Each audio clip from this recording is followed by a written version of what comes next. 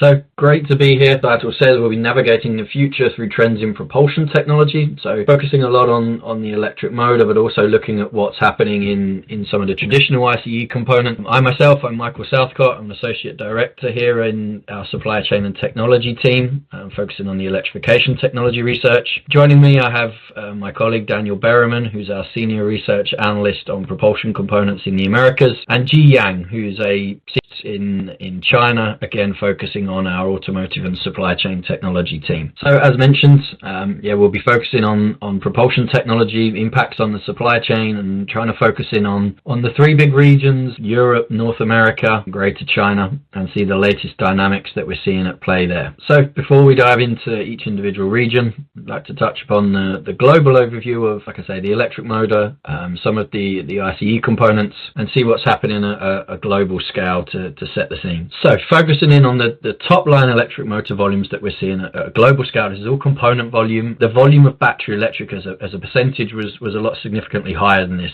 It was around, sort of, by the time we got to the mid part of next decade, way over half, approaching 2/3 of motors produced would be used in battery electric vehicles. In the last 12 months or so, maybe a little bit longer, we've really started to see this sort of consumer driven split in terms of the growing market for full hybrids, so especially the Japanese OEMs who really focused in and stuck to their guns on that technology, shall we say. But this emergence then of plug-in hybrid that appears here to stay, particularly in North America and Greater China. And then the growing emergence, that sort of darker green line that's sitting towards the top of range extender, really emerged in the last 12 months in China. Let's see how it plays out in North America and maybe even in Europe. The end result is still that battery electric vehicle, in terms of where these motors are going to be used, is the dominant propulsion system of choice. In 2030, it'll be about 1/3 of the motors, 33%, used in a battery electric vehicle. By 2037, it's 45%. So approaching that 50% target of all motors, traction motors produced, being used in battery electric vehicles, but this much bigger split on propulsion systems as to where they're going to be used. The adjustments from where we were in sort of 2024 to where we are now, the top line number in 2035 has been adjusted upwards by about 8 million more motors, more complex plug-in hybrid systems, more all-wheel drives, range extenders. This emergence of more than one motor being used on a vehicle has seen that top line number grow by about 8 million from where we were sort of mid 2024. So where is that demand coming from? I spoke about some of the dynamics in terms of, propulsion system choices. The big three markets: North America, Europe, Greater China. Greater China in particular, as we stand in 2025, really driving demand. Nearly 14 million motors required this year in Greater China. It grows to just shy of 30 million by the time we get to 2037. The split of range extender, plug-in battery electric there. The bit to focus on a little bit here is in South Asia, and really the emergence of India that we're going to see in the next couple of years, we think. Put it in perspective, by the time we get to 2031, so what's that, about 5 years, just over 5 years away, 2.4 million motors needed in South Asia. That's approaching pretty much the size of the North American market today. It's bigger than what Japan and Korea demand is today. It's approaching European volumes of where we are today. So a real uptick coming in South Asia of demand of e-axle motors. A big driver of that is India. And what we've now got our eye on is whether investment follows in terms of component production. The demand is going to increase. Will component production follow suit?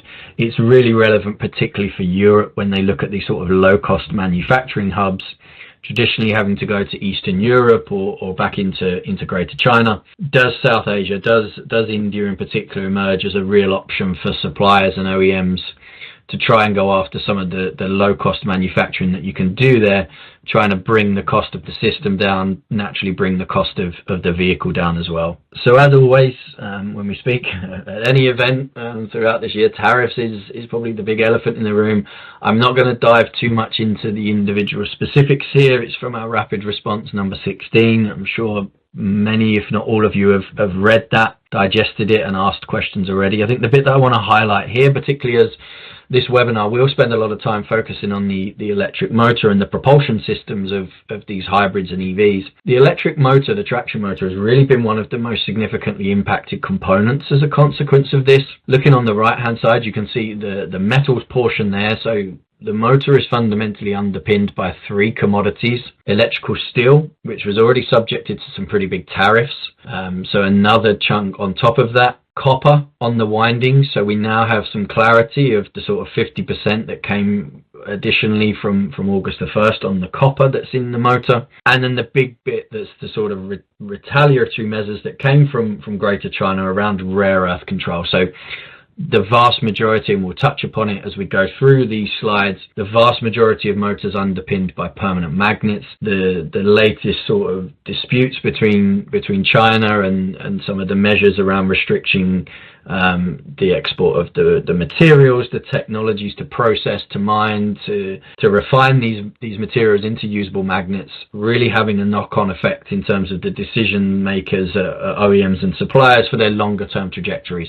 And we'll try and explain that, like I say, in individual dynamics happening in particularly between Europe and North America that we'll dive into in the next few. So just to keep on the sort of tariff theme there, and fundamentally the underpins of the implementation of the tariffs from the US government was around bringing manufacturing back to the US in particular. I wanted to highlight this because this is just one component out of however many they're aiming to target on a vehicle, but also across the spectrum of various industries. But here's how the traction motor shapes up. Currently, North America, in terms of the big emerged markets, it's about 45% of the motors for hybrids, battery electric vehicles, will need to be imported this year in 2025 to North America. A big chunk of that coming from Japan and Japanese suppliers. What you can see, there's already planned investment. So there was planned investment into North America over the coming years. Those volumes reduce and the dependency comes down to just over 30%. So by the time we get to 2031, about a third of the motors used in North America will be imported.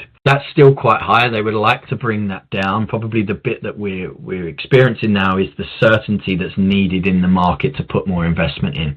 What does the projections look like for North America in the next decade in terms of propulsion split, the motors that are going to be required? That's when we'll start to maybe see a bit more investment. At the minute, a lot of companies still leaning on existing manufacturing hubs that they've got and importing those into the US just purely because they just simply don't have the visibility, let's say at the minute, of what that longer term trajectory looks like on what motors are going to be required. The other one to highlight here probably is the sort of yellowy dashed line, which is Europe. Europe currently down at less than 20%. That will grow to about a quarter of all motors in Europe being imported, so the demand. And a big chunk of that comes from Greater China, the emergence of Chinese suppliers coming in, not just to support Chinese OEMs producing in Europe, but also to produce some of the lower cost vehicles that we're going to need as we move towards 2030 CO2 targets and towards that 2035, 2040, let's say, ICE ban that's going to come in the next part of the next decade. Of those imports, you can see they're about 52%. So over 50% of the imported motors into Europe come from Greater China in 2030. So like I say, supporting the Chinese OEMs producing here, but also supporting some of the Western OEMs in supporting lower cost motors for lower cost vehicles. So I touched upon it a couple of slides ago. One of the fallouts of the implementation of tariffs has been these retaliatory measures around rare earth minerals, rare earth materials, predominantly coming out of China, but also the refinement, the processing that's done either via Chinese companies inside or outside of China. We're seeing now this inherent risk that is in the supply chain. This year we had to have a couple of OEMs temporarily shut down production lines. There's noise that this may happen again towards the end of the year, depending how the latest measures play out. What we're seeing then, so including China, you can see China obviously fundamentally not a big amount of risk around rare earth if you're producing in China. Outside of China now, that's the buzzword, how much risk you're projected to have in your supply chain around rare earths. And we've seen a shift now of people, traditionally we had BMW and Renault on EESM, we had a few people on asynchronous induction machines. we're seeing more OEMs, more suppliers hedging their bets, we like to say, are moving towards rare earth free technology. There's other ways to do it, not just different technology. You could go into rare earth free magnets as well. A bit of a move in the US, particularly with something like Niron Magnetics. I'll leave Daniel to touch on that a little bit more. But we're seeing this inherent trend. So by the time we get to the midpoint of next decade, at a global scale, excluding China, we're approaching about 30%, just over 30%, will be rare earth free motors. So people really starting to begin to look at the supply chain here, and are viable alternatives in terms of a technology really something that you could go after and use.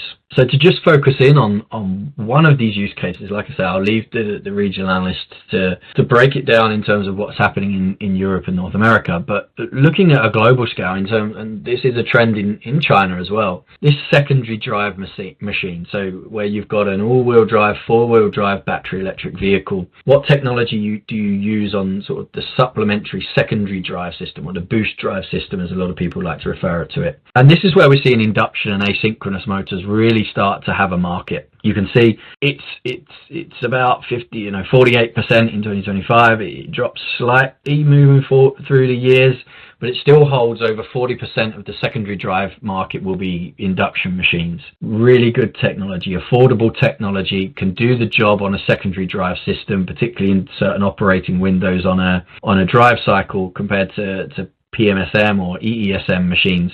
So really an emerging trend, like I say, not just outside of China, but in China as well, where they can see the benefits of a lower cost unit on the secondary drive, and really, an improvement on efficiency on a drive cycle can be gained, but more just, do you need expensive technology on the secondary drive? So really starting to see this emergence of induction machines on secondary drive systems. So a final big theme on the e-motor at a global scale of what we're really seeing, and this is the dynamics involving the OEM manufacturing versus the tier one manufacturers, and even an evolution into the sort of what we would class as the traditional tier two manufacturers in the e-motor space. And that's the outsourcing now of what we define as sort of subcomponents.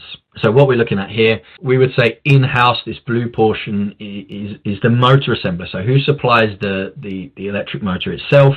Do they produce the rotor? Do they produce the stator? Or are they now going outside? And predominantly this is a trend of print to build, but it could be just a simple direct supply, taking the supplier's technology. And you can see on the rotor side, by the time we get to 2030, about a third of the market will be, in our terms, outsourced. So the motor assembler is not producing the rotor. They're leveraging someone, a tier one, a tier two, to produce the rotor for them. On the stator side, it's about a quarter of the market. Suppliers having to be flexible here. They need to keep their own manufacturing lines running. If the OEM has pulled a lot of the design in-house and even a chunk of the manufacturing, how do you keep these lines going? Okay, as volumes increase, print to build becomes a real opportunity to keep those production lines running and work with the OEMs. The emerging trend I touched upon, the tier twos, is a lot of the tier two suppliers have spotted an opportunity here. If you were traditionally doing the stamping, the lamination, producing the core of the rotor or the core of the stator, can you now evolve and go direct to the OEM and effectively, let's say, cut out the middleman, find a magnet supplier, for example, on the rotor, and can you produce the entire rotor assembly and effectively, like I say, alleviate some of the tier ones? There are a few tier twos emerging in this space that are actively doing it, actively looking at that opportunity, but we are also seeing the traditional tier ones looking at going a step further down and maybe producing the core, doing the stamping, the lamination themselves of the e-steel sheets. So sticking with the dynamics between OEMs, tier one, tier two suppliers, we're just switching attention slightly to the inverter, obviously coupled very closely with the motor on the drive unit here. And I point you towards this middle slide to begin with, the sort of switching device supply chain dynamics. So looking at predominantly on the inverter, the power module. It's pretty much all power modules in the forecast. And you can see this emerging trend, the sort of orange line that we see there or orange bars, excuse me, of the tier two suppliers going from, just under 30% to approaching about 40% by the end of the forecast. This is, again, OEMs designing the inverter in-house, pulling the manufacturer in-house, but not prepared to maybe go into the more complex power electronics inside. Okay, we want a switching device. We need a power module. Do we go to a traditional tier one who maybe doesn't do the chips inside or the diodes? Okay, we'll go to a tier two who's doing that, who already manufactures a power module, and again, maybe cutting out the middleman. The inherent risk that we're seeing here probably is around the tier ones. Are they prepared to go a level deeper into this? So someone like Bosch, who sort of set up that supply chain on sort of going into semiconductors, it's a real inherent question mark now for the tier ones. Do you go deeper into this? Because there is a real risk, more of a risk, I would say, on the inverter than there is on the rotor, of the tier twos really stepping up and going direct to be the tier one on the power modules. You can see the emergence on the left of silicon carbide, really looking at the charging performance there. The shift towards 800 volt is really going to drive over the next few years from what, about just over 10% in 2025 to about 40% of the market at a global scale will be silicon carbide by the time we get to 2037. So the switch towards XEV, towards hybrids, towards battery electric vehicles, we are fundamentally now seeing declines in sort of traditional ICE component demands. So here we'll focus in on the turbocharger and the fuel injector. You can see the sort of units that we have.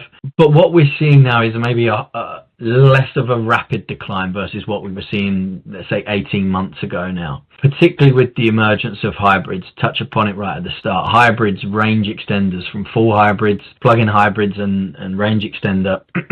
And that's what we're seeing on that blue part there, where it's defined as electric. That is the range extender models. You can see hybrid full, hybrid mild. By the time we get to the end of this decade, more turbochargers required for hybrid vehicles than standalone ICE or ICE stop-start.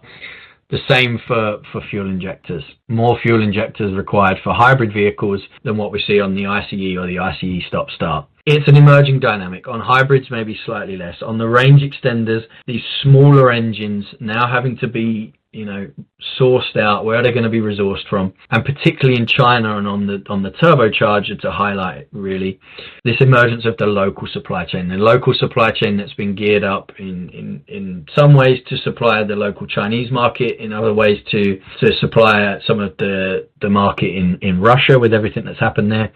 We're now seeing the fallout in terms of this, in terms of the local range extender, domestic OEMs going to that local supply chain in China, as opposed to the traditional bigger tier one turbocharger suppliers that maybe had a footprint there. So a big dynamic evolving, like I say, not just on range extender, but it's really the first sort of trend that we're starting to see this on, with the local supply chain starting to win big. On that note, I'll hand over to my colleague Daniel Berriman, who will spend the next few minutes walking through the latest trends in North America and what we're seeing there. Thanks, Michael.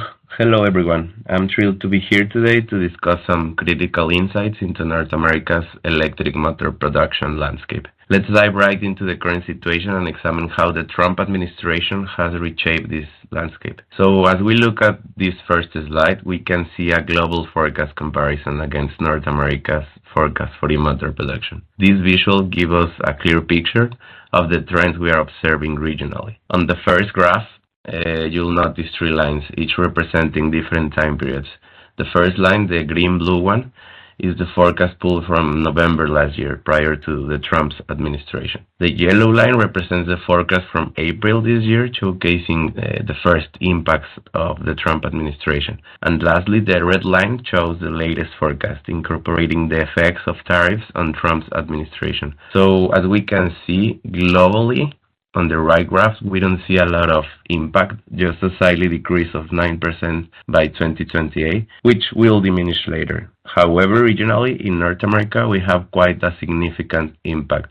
By 2029, we are looking at a decrease of almost 25% on e-motor production in the region. This translates to about 4 million units.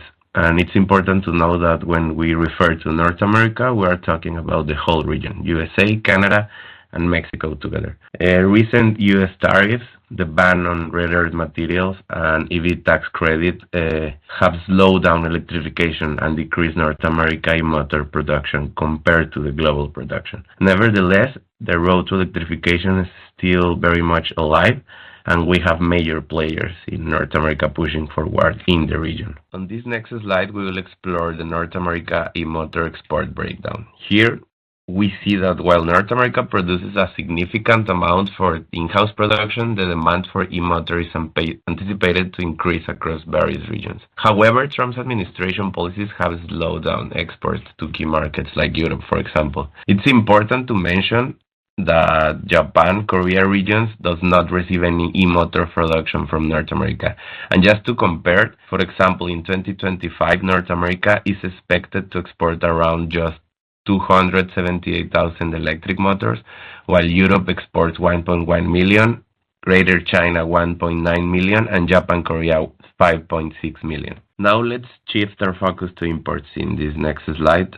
North America main imports came from Europe and Japan, Korea regions. We can see short-term impact on imports from Europe while there is a balance on Japan, Korea volume. Interestingly, the highest imports to North America come from the Japan, Korea region, even though they don't take any motor production from North America. In comparison, North America imports around 3 million units, while Europe, China, and South Asia imports around 1.8 million units. In conclusion, we can clearly see that North America region has a foreign trade deficit, and this indicates that North America will continue to heavily rely on regions like Japan, Korea, and Europe in this electrification landscape. Now we're speaking about North American market share, just to have a more clear vision on the situation and importance of key partners for the region. In the graph, it's clear that apart from what is being produced in-house, in North America region, Japan, Korea, and Europe still have a big chunk of volumes, around 45%.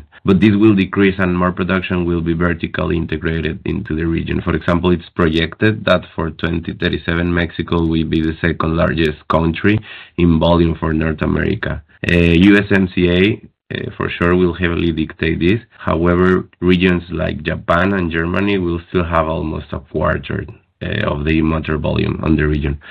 But just to compare, in 2025, the second greatest volume for North America comes from Japan. In our next slide, we have a crucial topic, Mexico as a manufacturing hub under the USMCA. Mexico's e-motor production is tailored for the United States market. In our first graph, we can see that Mexico e-motor production will increase in the coming years to satisfy United States volumes. In the second graph, we see imports to Mexico and has a similar story. The United States is also the key player here. But still, we can also see some volumes of e-motors coming from Japan and Germany. But probably the final product and vehicle of these imports, it's also going to be for United States. Mexico has constantly been a manufacturing hub for North America, thanks to the USMCA. However, recent tariffs, tensions, and global challenges have impacted this growth. A key milestone is approaching. USA, Mexico, and Canada are preparing for the USMCA revision next year, and Mexico is already starting to take measures to protect this regional agreement. They just announced a 50% tariff on Chinese vehicles, so we expect to see more of these reinforcement movements during the USMCA revision to align with the regional production and supply chain. In our next slide, we're going to dive a little bit into the primary parts that compose e-motor, the rotor and the stator across countries of North America. Mexico and USA volumes are expected to grow in the coming years. And it's really important to notice that in 2026, around 31% of the rotors and the stators needed to produce the motor will be imported from other parts of the world. However, this tendency will change as we talked earlier towards being in-house to the region, and in 2037 we can see that only 12% will be imported, with really big efforts to localize production on a more vertical kind of integration regionally. For example, the Ford facilities in Irapuato, Mexico, being an important hub for the region, and other investments that we have around the region. And on this next slide, a really hot topic, rare earth materials. We're going to see how these tendencies are taking North America. Looking at the global scale, rare earth-free motor penetration, we see an increase from 14% in 2025 to 23% by 2037. This primarily driven by Europe. In North America, however, this penetration remains relatively flat. moving from 18% to 21%. Induction motors are expected to find major use as a secondary drive units and in different applications apart from light vehicles, with market volumes in 2037 projected to be 5 times those in 2025 for induction motors. ESMs are projected to gain volume as primary drivers, while high-performance variants will continue to utilize PMSMs for both primary and secondary drivers. Additionally, the success of magnet production lines in North America and the quality of these lines will be important to determine whether these volumes can help slow the shift towards ESMCM technologies or motors without rare earth elements. And just to conclude, we have examined the dynamics shaping North America's electric motor situation, from the impacts of the Trump administration policies to the evolving role of Mexico as a manufacturing hub. It's clear that while challenges exist, particularly in trade and tariffs, there are also significant opportunities for growth and innovation. As we move forward, collaboration and adaptation will be key in navigating this evolving market. Thanks for your attention, and I'm excited to pass the conversation back to you, Michael. Yeah, thanks a lot, Daniel. Let's spend the next few minutes focusing in on Europe. What's happening here, again, mostly on the electric motor, a lot of dynamics happening there. So we touched upon right at the start the sort of global evolution of demand. We can see the growth in terms of the demand of motors that's going to be in Europe. I want to focus a little bit here on the production side of things, and really European production, where's it going to be used? And you can see the little footnote there. Predominantly European assembly production will be used for European produced vehicles. There are some exports that happen, there are some imports that happen. So let's focus on the dynamics first of exports. So you can see here Europe will be, let's say, more of an export market, I would say, than some of the other regions like we saw in North America. A bit of a prop up, and here we're comparing sort of November last year to August this year, so keep the running theme from before the Trump administration. Europe will import motors a little bit into Greater China through some of the OEMs, a bit into North America, a lot of the chunk there on sort of the hybrid technology, but it's the two emerging markets that are really going to be good opportunities, particularly the upward trajectory. I know we focused a little bit on India and the production facilities that we think are going to go into South Asia.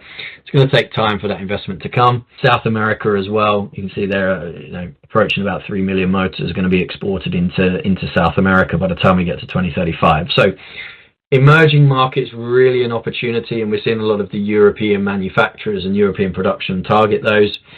That sort of tail off in decline in North America as the investment really kicks in. And you can see that big adjustment there in terms of the red line from the blue and yellow. Really the impact of tariffs here, where the adjustment's been made in terms of the propulsion split types, as Daniel focused on, and how we can see the sort of European suppliers less of a peak, less of a rise up, shall we say, in terms of exports into North America as a consequence. So in terms of imports, it's a slightly different story. Like we said on the previous slide, predominantly European production supports European production supports European demand, but it does have some gaps. And one of the biggest gaps, as we've focused on a little bit here, is Greater China. Greater China, we think, will peak now at around sort of 3 to 3.5 million motors imported in the early part of the next decade. It's really being driven by this push towards 2030, then the 2035 ICE ban, and needing to bring that cost of the vehicle down. The motor is just one component now, where we're seeing suppliers on these low-cost entry models turning to Chinese production and saying, okay, please bring us, please supply us a motor that can be produced at, a fifth, a quarter, a third of the cost as to what it can be done in Europe at the minute. Still bits in, leveraging the low-cost hubs in Eastern Europe as well. But you can see the total growth from 25 to 2036, 1.9 million motors imported this year. By the time we get to 2036, so 5.5 million motors. So imports still a really big part of the European supply chain. The suppliers and the OEMs will still rely on it. And like I say, particularly from Chinese suppliers as they look to bring the cost of these machines and these systems down. So I touched upon rare earth and everything that's happened, as a consequence of some of the tariff implementation and the retaliatory measures from China. Europe is probably the market that's really evolved in terms of trying to de-risk the supply chain a lot quicker. We already spoke about BMW and Renault with their EESM technology, the copper windings on that. We're now seeing a lot more suppliers, and it's a scenario we're calling sort of hedgy bets, where the rotor shaft can fundamentally be swapped out between the EESM and the PMSM, and we're seeing people go maybe 50-50, 60-40, 40-60 in terms of bigger mass-produced platforms. Okay, we need a dual supply here. We need one technology of permanent magnet, one of EESM. That could completely shift. Let's see how the sort of new measures that came in a week or so ago around the processing of the materials and the magnets, does that have another knock-on effect? This was all done as you can see there in August, before we had these secondary measures around the sort of technology of processing and refinement. It's another inherent risk, people looking to de-risk this supply chain. What it means, by the time we get to the midpoint of next decade, Europe will be approaching, if not just over, 50% non-rare earth based traction motors, 52% by 2037. Of that blue magnet based, there's about it's around 10% of that is Chinese suppliers who we don't think will be impacted. So about 40% of the market in 2035 outside, will be magnet based, excluding those Chinese suppliers. So that's the portion we're now looking at. Does that move away from rare earth magnets? And if it does, what technology does it go to? Does it go to a non-rare earth based magnet, or does it go to an EESM? Does it even go to an induction if you're looking at maybe lower cost machinery to help there? But Europe is really the leader in moving away from rare earth technology on the magnets and looking at these alternatives that are currently on the market. So we touched upon EESM. The underpin, on permanent magnets, the underpinning commodity there is predominantly the rare earth. On EESM, copper becomes the underpinning commodity on the rotor side. I'm going to focus a little bit on the stator here, just to show you some of the emergence that we've got on the winding types, before we do a little bit of analysis on where copper demand could go in Europe. So hairpin is the predominant technology of choice. How we see it evolving in Europe, 1.5 times the growth from where we are in 2025 to where we're going to be in 2037. You can see there, over 40 suppliers will be running hairpin, or actually sort of U-pin technology as some people refer to it. Insertion, it's going to reduce. It still has its benefits, maybe where you've got packaging issues and you don't want the big welded ends sticking out, and you maybe still try and package in insertion. Sort of the emergence that we're seeing though to counter that is this growth of S-wave, or continuous hairpin winding. Up to about 20 suppliers will be running this in Europe, we think, by the time we get to 2037. It effectively removes the number of welded ends that you need. You can keep a continuous flow of copper wire around the stator, again, helping with packaging. It does come with some challenges or maybe a bit more complex on the manufacturing side, but it's definitely emerging as a trend in Europe and globally as well. But like I say, focusing here on Europe, that growth, 5 times the growth of the number of suppliers who are going to be running continuous wave. More high volume launches coming in the next couple of years. Let's see how they go. Do more suppliers maybe switch towards this to gain, bring that fill factor up, bring that packaging benefit that comes with it as well. So I touched upon copper there slightly with the stator windings and this growth of EESM. So this sort of underpins a lot of our forecasts. We look at the materials that are going to be used, and we look at try and build scenarios. Have we got enough of this, and where's it sourced from, and various other aspects around it. So one scenario that we had a look at was, okay, let's say that, I touched upon that sort of 40% a couple of slides ago of magnet-based motors by non-Chinese suppliers in 2035. Let's say that from tomorrow the magnet supply chain was cut off and everyone has to switch to EESM. How much more copper do we need? So taking this directionally, you can look in 2025 and 2026. It's a big proportion more that we'd need if it happened. So in 2026, over a third, approaching maybe half of the copper requirements from the base case forecast would be needed as an addition here to support that rotor winding that would now take place. By the time we get to the end of the forecast, because that base case scenario has already absorbed a lot of the suppliers making the switch to EESM, it's about a third more copper that would be needed by the midpoint of next decade. So it still has, even if we switch away from magnets, there is still a risk. It's still underpinned by a commodity that's subjected to price fluctuations, where you can source the finalized copper from as well. But that's how copper would evolve. About a third more copper would be required if everyone switched to EESM. Now, like I say, the base case forecast at the minute is not for that to happen. But if it did, it would put a big chunk of pressure in terms of the copper demand that just the motor industry would need here. So two other scenarios we look at, and like I say, as we look to build out this future forecast, that's what we're looking at. It's a big part of it, looking at material demand and what would come. So scenario one, let's say secondary axle motors were non-rare earth, so predominantly induction, but maybe a little bit of the more expensive motor OEMs beginning to run permanent magnet plus EESM, get the benefit of both potentially. It's an uptick. It's not as big as what it would be if everyone switched their primary drives, but you can see there that sort of indicative change that you would get if we switched to there. The other one, scenario two, if we then said, okay, the sort of primary drive, but ABC, lower powered segment permanent magnets were to switch towards induction or a different technology. Over here, it would be non-rare earth-based magnets, so something like ferrite. The part of the reason why we get this increase is that the size of the motor has to go up. And that's really what we see, that the size of the motor goes up. You have a slightly bigger stator, slightly longer stator, slightly wider diameter.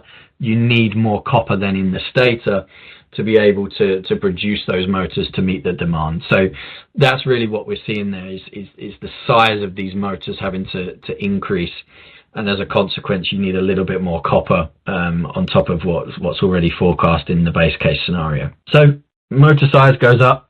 Obviously, that increases the requirements on those materials. Copper, obviously, if motor size goes up on rare earths, any rare earth-based permanent magnet, then that's more rare earth required. So really the trend now is, okay, even if you're not going to switch the technology, can you reduce the quantity of rare earth needed? Motor speed is one of the biggest levers that we're seeing, not just in Europe, but around the globe. People begin to pull. There was always this sort of, let's say, I would like to call it like an invisible cap that people wouldn't go above 20,000 RPM. We're seeing those boundaries pushed more and more, in production or announced planned production motors going up to 22,000, 26,000, 31,000 RPM if it's the BYD system. So we're really beginning to see people invest in that. It comes with some knock-on effects. How do you control then sort of the cost to efficiency trade-off that you would have? What speed do you reach where actually the cost begins to go back up to keep these motors, keep them cooled, keep them running efficiently? One of the big technologies you now probably need once you get up to these speeds is probably a carbon fiber sleeve around the motor as well. So there is a trade-off, there is a balancing act. Lots of people developing this. How far can you push it? Like I say, at the minute, the highest one that's really been announced is around 31,000 RPM that people will go to. It could go further, but there is this sort of cost to efficiency trade-off that you have to balance out. So at this point, I will hand over to G, who will focus on the next few minutes looking at the latest trends we're seeing in Greater China. Thanks, Mike. Hello, everyone. My name is Ji Yan, and I'm a regional analyst focusing on the China market. And my domain is basically propulsion, thermal, and more relevant to this presentation we're doing right now, I'm focusing on the electric motor market in Greater China. So the China market is still the most aggressive in terms of electrification. We do see our internal combustion engine models will keep declining. So is things like mild hybrid and non-plug-in full hybrid to some degree as well. So and the market moves toward higher level of integration like PHEV, range extenders, and BEVs. If we look at the motor market as a whole, China will take about 47% of all motors produced in the year of 2025 because of the higher electrification rate than anywhere else basically in the world. And range extender or REEVs is one sector that we want to pay special attention to, since it's quite a unique phenomenon not observed in like other parts of the world. The average number of motors on range extenders are higher than that of BEVs, given that range extender need one additional generator motor, and right now most range extenders are larger vehicles like SUVs and large sedans. So, which usually those type of cars are four-wheel drive. Thus, demands at least 2 e-axle drive motors. So we'd have like the average would have more motors on range extenders, and we do see range extender trickling down to smaller passenger vehicle segments as this powertrain type expands its footprint in China. So more single drive motor range extenders will come. The reason why the Chinese consumers like range extenders is quite simple.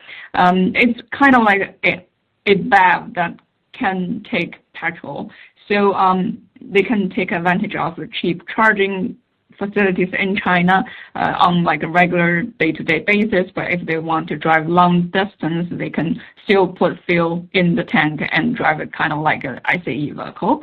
And well, charging is generally, like the situation with charging generally improved in China quite a lot in recent years. But still, if they're doing long distance or driving down the highway for like hours, especially during the holidays, it could still be a problem. That's why range extender is so popular at the moment. And as the whole electrification process goes, PHEVs and range extender will be here to stay for the foreseeable future. Basically, though we do see BEV as the the ultimate option here, and it's still viewed like very positively in China. But because, like I said before, charging and range is still a concern. So those together with BEVs and all kinds of hybrids, including range extender, will drive the motor production volume increase in the next 10 years. The motor market is growing quite like rapidly in China, but the situation is not like equal for like all players in the market. Basically, domestic Chinese OEMs and suppliers have taken the majority of the growth, and many OEMs, especially Chinese OEMs, they decided to switch to domestic suppliers from an existing non-domestic global supplier, or even building their own like in-house motor production ability to reduce manufacturing costs. So the race to cut down sales price of vehicles and in turn the manufacturing cost of that said vehicle is so fierce right now in China that the profit margin is almost non-existing for some motor suppliers or even like tier 2s. They're basically just trying to get through this like difficult time and very competitive period of time, hoping that their margin will improve in the future. Since the Chinese passenger vehicle market is very price-driven or price-sensitive at the moment, we do think that this will take some time to actually change. And there are many new motor suppliers emerged in the past few years. Some of them are from the industrial motor section, and some are, like we mentioned before, established by OEMs because they want to build their own in-house capability to produce motors, so they have more leverage and have more know-how and have more like flexibility to design their own systems. BYD is a very good example, and others like Leap Motor and NIO, they have been producing motors in-house since the very beginning almost. Now we see other OEMs like XPeng and Lixiang Auto are doing that too. And the more traditional Chinese OEMs like Dongfeng and Chang'an, they also make many of their like motors in-house right now. And some used to be tier 1 motor suppliers are now actually supplying rotor stator assemblies to those OEMs or OEM-backed motor producers. This is an approach taken by some global suppliers to win business, and their share in rotor stator market is quite good when they partner with clients who make top-selling vehicle modules. So it's actually a quite successful strategy for some of them. Because the domestic market in China is so competitive and difficult to generate a desirable profit at the moment, so we see many motor suppliers set their eyes overseas to markets outside of Greater China. Some follow their clients' footsteps, since many of those OEMs, they're exporting their vehicles to markets outside of China, and a lot of them are setting up manufacturing facilities outside of China as well. Basically, they need to do that to receive some local incentives like tax reduction. So they would need motors for their locally produced vehicles, and sometimes, at least for now, I think most of them would choose to import from China because they're more familiar with the supply chain and the suppliers. And another type is that some motor suppliers, they find new clients, global clients, who would want to leverage the more mature and also cheaper supply chain that Chinese motor suppliers established in China to reduce the cost of EVs. Because EV being more expensive than comparable internal combustion engine vehicles is still quite a main reason that a lot of those consumers in the market outside of China would not want to make the switch to have EVs or any type of electrified vehicles. But the cost of EVs and ICE vehicles in China is comparable. It's pretty much the same at the moment. Even sometimes the EVs are even a little cheaper than that of the same ICE vehicles. And if we look at a different market, if we look at the numbers here, we see that the European market and South Asia market are the highest in volume, and those are the markets that lots of those suppliers are focusing on at the moment because there are more demand there. In South Asia, there are a lot of Chinese OEMs building their local facilities, and in Europe, there are a lot of OEMs there want cheaper motors. And another market that those players want to look at is the South American market as well, even though their volume is relatively low at the moment, but we do see they have quite great growth potential in the future. If we put Chinese OEMs' global ambition to numbers, there will be 285 new models or new nameplates to be produced outside of mainland China between the year of 2025 and 2037, and there will be more than 22 million vehicles produced out of China in the same period of time. And many Chinese OEMs are very eager to explore the overseas market, but there are many potential risks. One thing is that for now, they would definitely choose to export their integrated e-drive unit from China to a receiving market because it's easier and quicker to build up their assembly line that way. But eventually, or in a couple of years, they wouldn't need to move some of those component production to the local market. And one option is to have their suppliers in China follow them to the local market. But the question presented to the supplier is that one thing is that it's going to be a enormously upfront investment, and with a lot of uncertainties involved, like whether their cars will sell well and whether the suppliers will be able to generate enough profit and things like that. So, and there are also things like local charging infrastructure. If they want to sell electrified vehicles at the local market, the charging infrastructure in those markets may be not as well established as in China.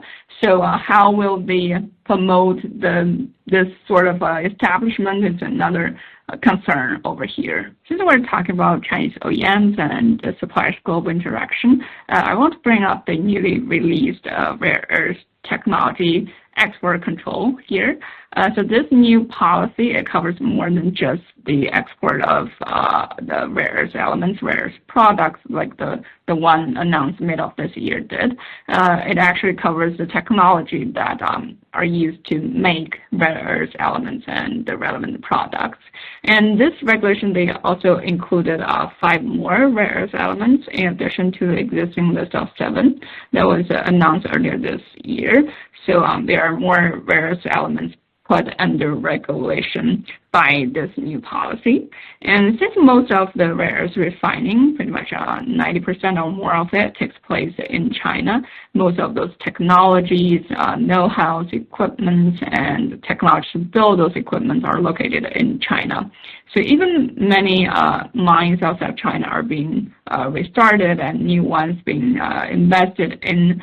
Those mined products still need to go back to China to be processed before they can be turned into final products like magnets that are very crucial to the auto industry, for example. And most of those magnets are made in China as well, which caused lots of panic mid of this year when the export licensing process was first being introduced here. And many are also trying to establish rare earth facilities and supply chain to build rare earth refining abilities outside of China and basically to minimize potential effects of supply chain interruption caused by some global trade tension. However, this is going to be made more difficult with the newly introduced export control on rare earth technology, which is already effective since the day it was announced. That's October the 9th, almost like 2 weeks ago. And this regulation mandates that all technology transferred from China, that including from Chinese companies or companies operated in China and also individuals in China are subjected to this licensing procedure and must submit an application to the Ministry of Commerce in China. So this could affect the entire global motor industry and its upstream supply chain of magnets or rare earth products. So we're monitoring this, the development of this regulation closely to gauge the potential impact to the industry. System integration of electric drive is a trend that we've been observing in the past few years. So we see the global market is moving toward a higher level of integration, but this trend is especially a trend in China right now. So 3-in-1 is basically the system default at this time, and 3-in-1 that's including motor and inverter and the system and the transmission being integrated into one system. That's gonna accounting for like most of the market share globally. But if we look at X-in-1, that's besides the 3 components we already talked about, we're adding in like more charging components like OBC, DC-DC, PDU, and the BMS, even VCU, and all kinds of functions and components into this one single integrated drive unit.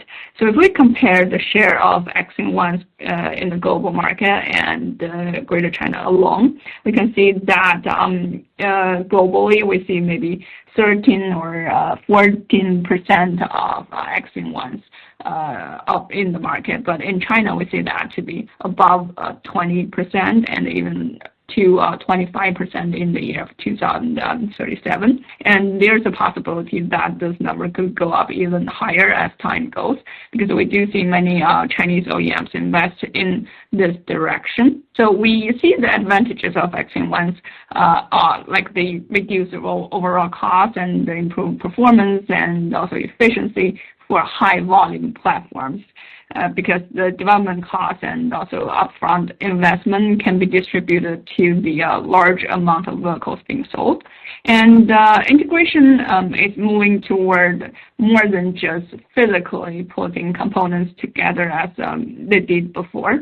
Different functions are going to share the same circuit board to cut down material costs and also optimize system efficiency and even more. And in the end, I want to dive deeper into the motor and talk a little bit about the winding technology involved here.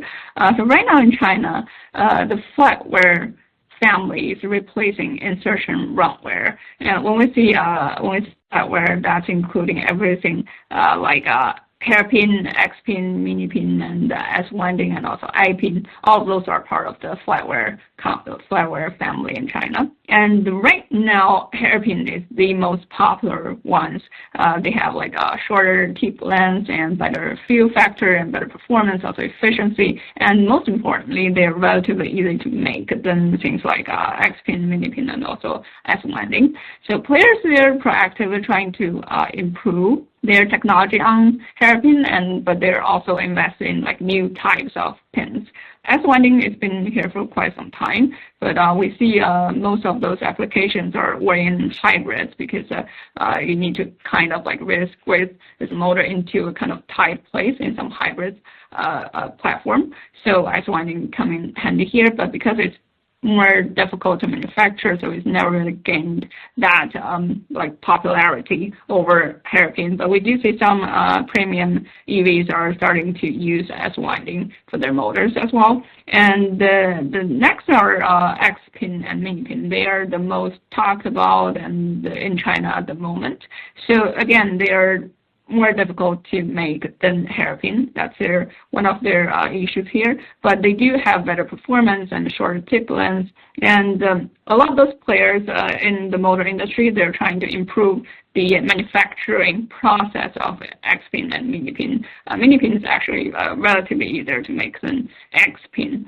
So they're trying to improve their technology here to make sure like the manufacturing process is better and the yield is better, because right now the yield of X-pin is I think around 90%, which is not very good for a motor. So we do see OEMs are cautious to introducing new winding technology into their technology portfolio because of the risks involved here and also the cost involved, because we talked about how the Chinese market is so price sensitive at the moment, so they don't want to risk introducing a new technology with some benefits, but they have to be able to justify the increase of cost of this. Thanks for listening. So then I'll hand over to Mike for a quick summary session. Thanks, G. So yeah, very quick recap and summary. So the global traction market, it's going to grow from 59 million units this year to over 130 million units by the time we get to 2037. Again, those sort of differentiation in propulsion types and multiple motors per vehicle. Consumer sentiment is fundamentally driving the market now, and it's not getting much better. Range, charging, and cost, particularly around the motor, still lingering issues that we're seeing. We've seen a significant political and consumer shift, particularly in the United States. The implications of tariffs, some of the retaliatory measures. Really, the electric motor has been significantly impacted by these. We touched upon a little bit where the production is going to come. The industry is settling down. We need longer term clarity, particularly for OEMs and suppliers, to plan that next batch of investment, where they put the next batch of production, the R&D, to make sure that we keep this growth trajectory of hybrid and EVs. And Greater China, G touched upon it, at the forefront of some of the innovation and development work that they're doing around integration and winding technology over the next few years. So we have some time for some Q&A. If you haven't already, please do send in your questions through the Q&A widget that hopefully you've all got access to. Having looked through, I think the first one's probably aimed at me. I'll try and pick this one up, and it's around the growth trajectory that we showed of EESM, and the question's around, are the Europe not planning to do similar to the US and try to invest and put rare earth production facilities of the magnets into Europe? The answer is yes, they are. There's a big plant gone into Estonia from Neo Performance Materials that was launched recently. The reality is that there's some challenges. Number one, the speed at which we can put this in place, the performance of this, still getting access to the rare earth materials. Can we get enough out of Europe? Do they still need to come from China?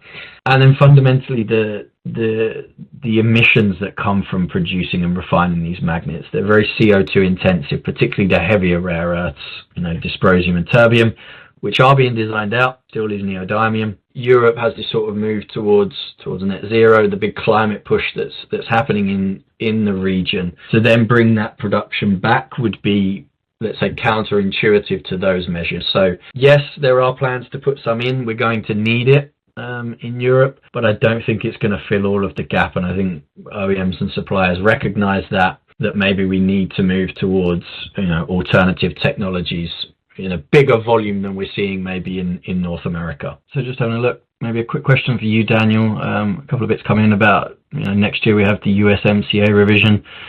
So questions around how you think that's going to shape the region moving forward, and whether you think it will affect the adoption of different technologies in the region. That's a really interesting question. What are we expecting revolves in a lot of topics. Primarily, there is something in the actual agreement, what is called the rules of origin and local content. So with the 2026 revision, we can expect these rules, contents, threshold verifications, and possibly additional criteria, especially for EVs and e-motor components, to come under scrutiny and possibly tighten further. This represents both an opportunity, I will say, and a risk for the regions. We expect to see a little bit more vertical integration in the regions. One important complication is that current rules of origin were drafted in an era dominated by ICE vehicles. So speaking about technologies and supply chains, we need to see how this revision updates this definition of what a core part, a principal part, and basically how electric motors parts, and in this case, rotor stator, are treated. Thanks for the question. That's great. Thanks a lot, Daniel. So Gene, maybe one for you that's come in. Lots of questions around rare earth. And a couple around how you think the OEMs outside of China are going to respond to the recent rare earth export policy. Thanks for the question. This is a very good question and not one that can be easily answered, to be honest. So I think in the short term, OEMs, they will try to secure supply chain to the best of their ability and also work with Chinese magnet suppliers closely. In the long term, we already see many are trying to remove magnets or heavy rare earth alloys from their motor solution. So some global suppliers, they're planning to switch some of their motors or car models to current excited motors or induction motors in the future. But this won't really show until their next generation of vehicles or motors are introduced. And there are also certain issues involving those alternative technology that need to be tested and optimized.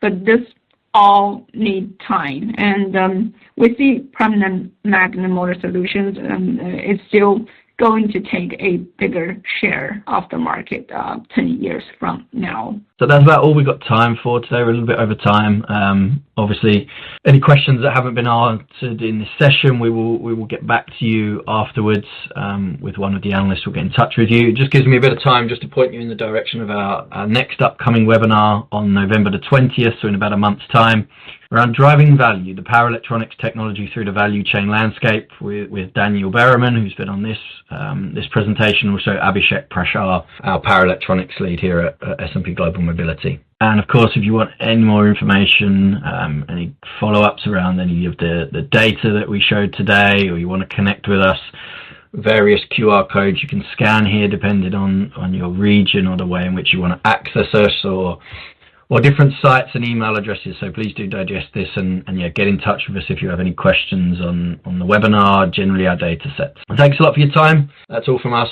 And yeah, we look forward to seeing you on the next webinar on the 20th of November.